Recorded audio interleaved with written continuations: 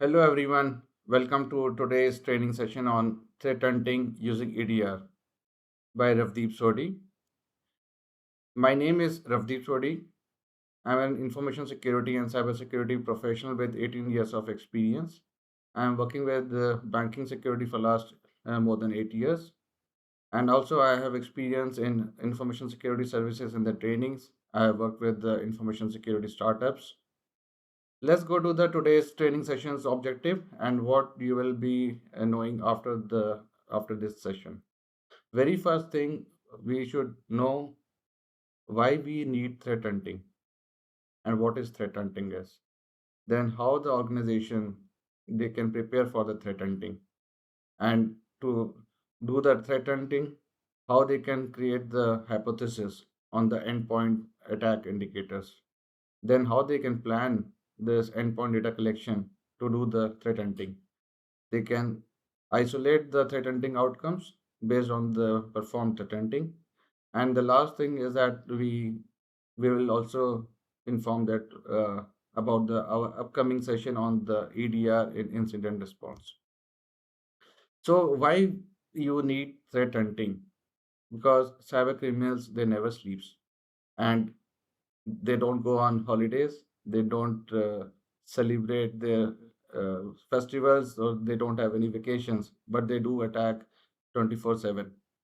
And if you see the statistics, it clearly shows that, especially for the ransomware attack, as based on IBM report, that 49 days it takes to identify a ransomware attack, and organization is not aware of it that they have been ransomware, or some advanced APT is advanced persistent threats are already existing in their network. As per the Statista report, 71% of businesses they are victim of the ransomware attacks in 2022, and Australia was the most affected country in 2022 as per the Cyber Management Alliance report. Now, what is threat hunting? But before that, we all the organizations has a question that what happens before any ransomware attack has happened, or any terrible attack has happened, and how they can decrease the effect of the cyber attacks. So the only answer today is the threat hunting. And who will be performing the threat hunting is known as threat hunter.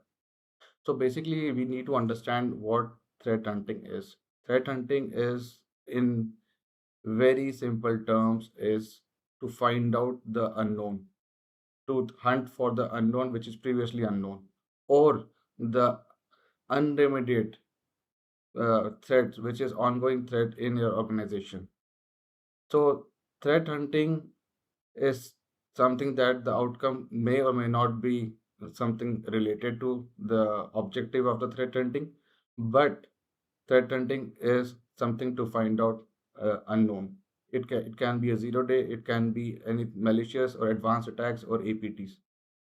So who are threat hunters? Threat hunters are generally work in the SOC operations, security operations center in an organization, or it can be a separate threat hunting team. And threat hunters basically they have a different type of objectives for the threat hunting. Threat hunting can be ongoing activity, or threat hunting can be based on uh, the objective based on that is a proactive threat hunting. So we will see all these things in details in further slides. So how the organizations can prepare for the threat hunting. So this is a threat hunting maturity model which is developed by Squirrel. So you can see that from the level 0 to level 4, there are different maturity level of the organizations, and every organization are standing at a different position.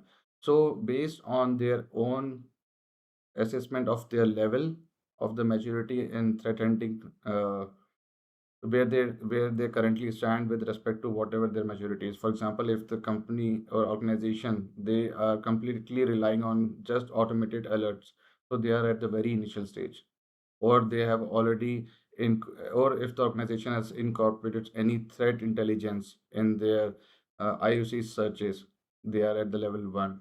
If their organization is following any procedures which are created by any of the other organizations or in the market, but on that base they are doing the threat hunting, that's at the level 2.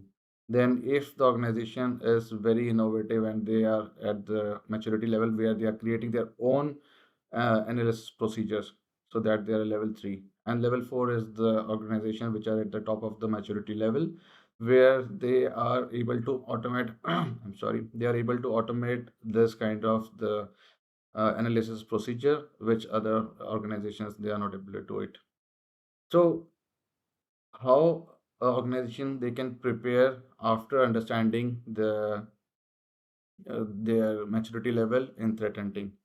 The very first thing, threat hunting is a proactive approach. It is something that cannot be done after the event has uh, happened, and it has to be done proactively. So the organization has to assume they have already compromised. So this is a hypothesis has to be created around it. Hypothesis can be, for example, any APT has already compromised our organization for the long-term access and to conduct the espionage. So this can be a, for example, this can be a hypothesis. Then on that based on that hypothesis, this hypothesis, the organization can perform the threat hunting. But what kind of the threat hunting they will perform? Because the like we have seen that just now, what is the maturity level of organization? So similarly, on that basis, organization can think about to perform the threat hunting or can plan the threat hunting based on the any unstructured or structured. Now, what is unstructured?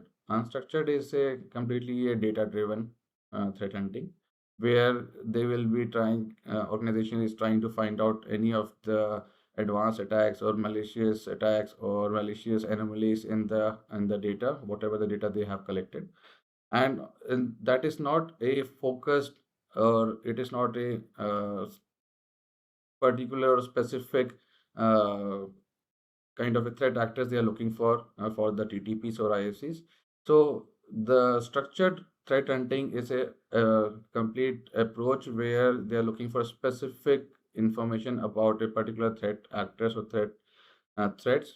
For example, uh, like if we know that the group they are using the cobalt strike post exploitation, then we will be looking with respect to that kind of TTPs.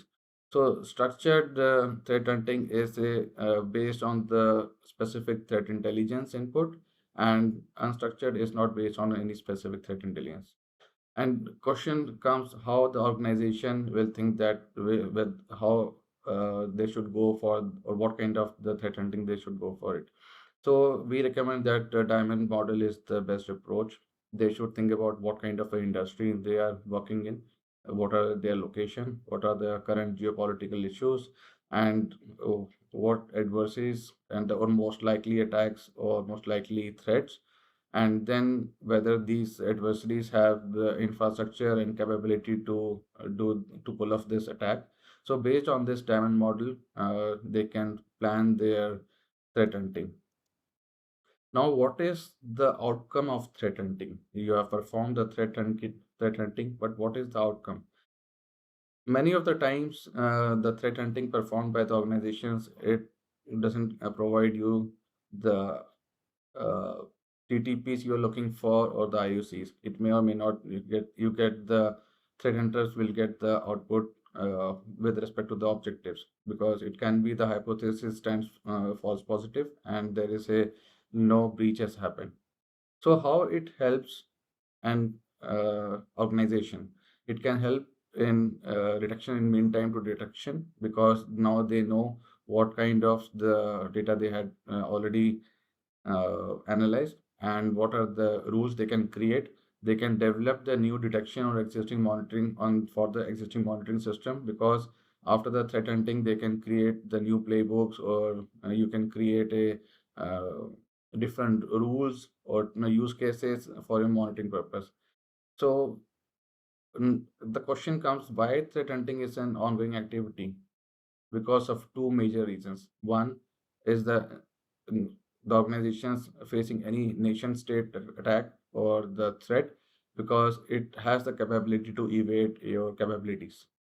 Second is the you have all the